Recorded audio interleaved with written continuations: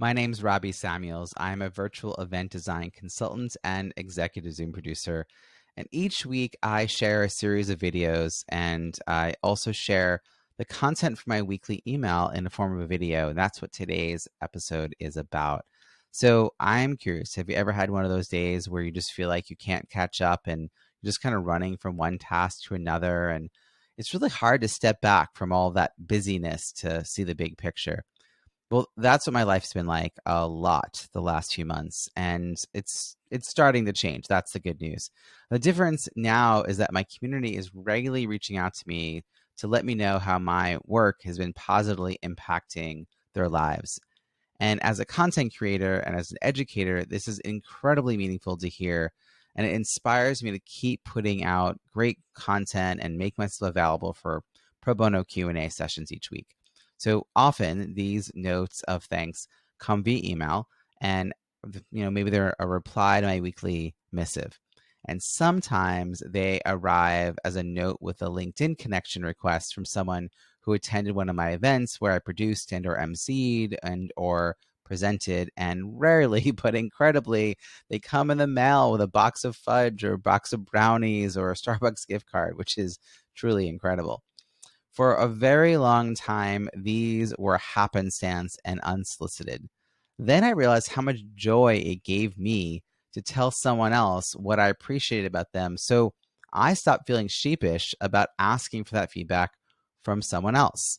And in particular, I focused on getting LinkedIn recommendations, as these can be posted elsewhere, but have sort of an air of legitimacy because they are tied publicly to that person.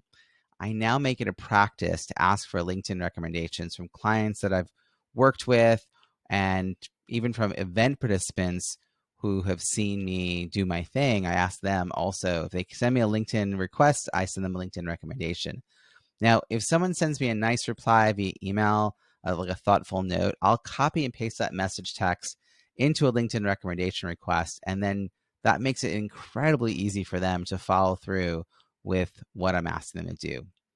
And I have also provided prompts so that when they're thinking about writing their LinkedIn recommendation, they don't have to stare at a blank page trying to figure out like what clever thing to write.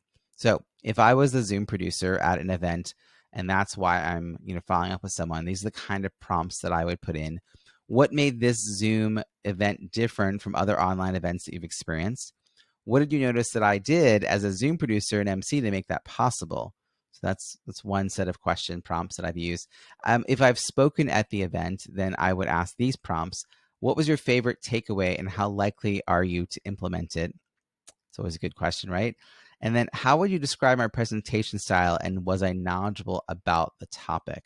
Now, doing this over the years has led to my profile having 68, probably actually at this point, over 70 LinkedIn recommendations. I'm grateful because I know that these carry a lot of weight as prospective clients are considering whether or not they want to work with me and whether or not I can help them. Reading through them also helps me see the big picture and to know I am having a positive impact in the world, even if I can't always see that when I'm staring at my to-do list. Your challenge for this week, draft a template to send someone when you're asking them for a LinkedIn recommendation. So you don't need a blank page either. Make sure you know what you're going to send somebody when you're sending that request. Now, this should be pretty easy to personalize, right? You want to make it clear with some specifics as to how you know each other and what skill or experience are you asking them to write about in particular. I would also include a couple of prompts like I did to help them write a sentence or two. And then the next step is for you to send that request to 10 people this week. Just do it. 10 people who've seen you do your work. Let's just send out this request.